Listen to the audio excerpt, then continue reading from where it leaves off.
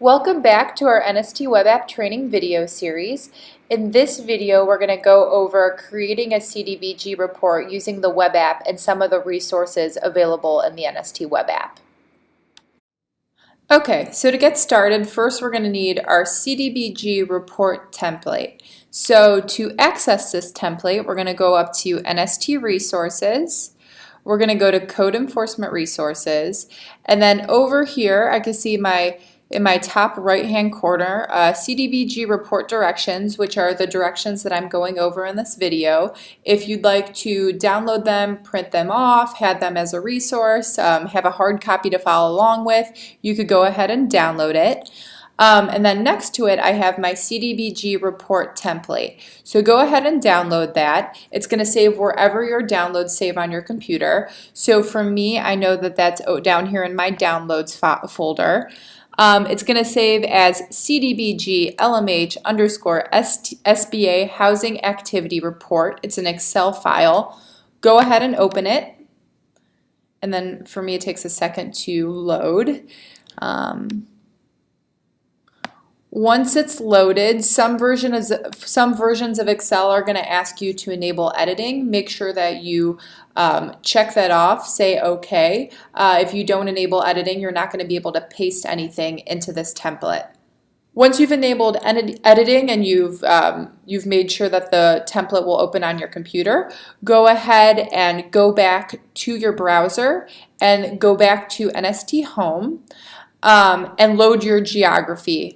So for the sake of this video, I'm going to use the St. Clair Superior Development Corporation Code Enforcement Group as the geography, just as an example, but for you, go ahead and open your geography. Next, we're going to have to add relevant columns to our table, the columns necessary to fill out the CDBG report. To do so, go up to Reports. And then the first shared report should be this 2015 CDBG report. When you add this report to your table, it selects all the columns you need to complete the 2015 CDBG report. So go ahead and hit select. Your table should now expand to include all the columns necessary to complete the report.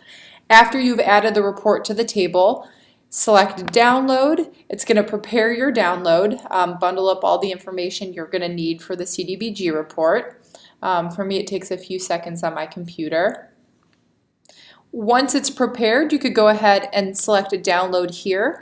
On a Mac, you're going to go ahead and right-click and download linked file as. Otherwise, it doesn't save properly on your computer. Go ahead and hit save. And again, it's going to save wherever you save your downloaded files. After you download your CDBG report, go ahead and open it. I saved it previously as St. Clair Superior CDBG report. These are going to save as CSV files as opposed to Excel files. Go ahead and open that CSV file, and now I can see all of my properties and columns relevant to the CDBG report opening up in Excel. We're going to select column A, hit Shift, and then select column AA, and you'll see that all of columns A through column AA have been selected. We don't want to select anything beyond column AA, or else we're going to get an error in our CDBG report template. Once you've selected columns A through columns AA, copy them. I like to use keyboard shortcuts or hotkeys, so I'm going to go ahead and hit Control C. Some people like to right-click, hit copy, or go up to edit and select copy. However you like to copy, go ahead and do that. Next, we're going to open our CDBG report template. So again, here it is in my downloads. I'm going to hit yes, and it's going to take a second to load again.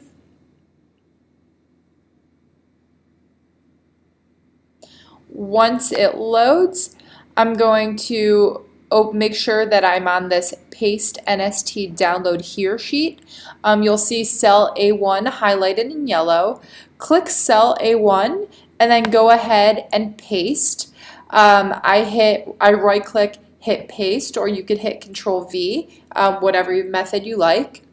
And now I'll see columns A through columns AA of my CDBG report pasted into the template. So again, that's all columns A through columns AA. Column AB in the CDBG report template is going to say compliance after referral. We don't want to paste over that, or else we're going to get an error or the template isn't going to load properly. So that's why we only select columns A through AA. After you've pasted, you can go ahead and navigate to the first sheet in the template, which is this 15 commercial code A sheet. Once you hit 15 commercial code A, you're going to be able to filter to the commercial properties that have been surveyed for a specific month. So first we're going to go to this report start date month to report end date month, and we're going to see these two yellow boxes. In these boxes, we're going to enter a date range for a specific month that we're filling out the report for. So let's say I was filling out the report for the month of April. I would enter my date range for the month of April in this box, which is April 1st to April 30th, 2015. I'm going to see that there was one commercial property surveyed for the month of April 2015, and that's showing that in this month column. Next, we're going to enter the year to date. This is going to be June 1st, 2014 to June 30th, 2015, a full year's worth of reporting. And I could see that for the year to date, 73 commercial properties have been surveyed in my geography.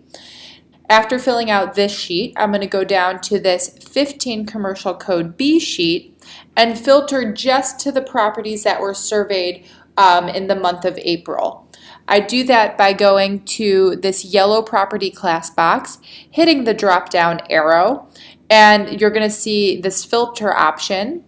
We're going to unselect the select all button and then only select commercial exempt and commercial. This is going to show me all of the commercial properties that have been surveyed. Right now it's showing me all of the commercial properties that have been surveyed so far this year. That's all of those 73 properties in my geography. To filter down just to the month of April, I'm going to go to this yellow month box, and similarly I'm going to hit this arrow, this drop down arrow, unselect select all, and then only select April in the 2015 option. So now I could see for April 2015, here's that commercial property that was surveyed. Next, we're going to go to this residential code A. The exact same process as we just did for these commercial properties, we're going to do for our residential properties. So I'm going to hit residential code A, enter my date range, which is the month of April 1st to April 30th, 2015. Next, we're going to do our year date range. So 06/01/2014 to 06/30/2015, full year. And I could see in my month column that 23 properties were surveyed in the month of April, and 292 properties have been surveyed so far this year in my geography. In my 16 residential code B sheet, I'm going to go ahead and filter to just those residential properties that were surveyed in the month of April. So again, we're going to hit this little arrow button in the property class column.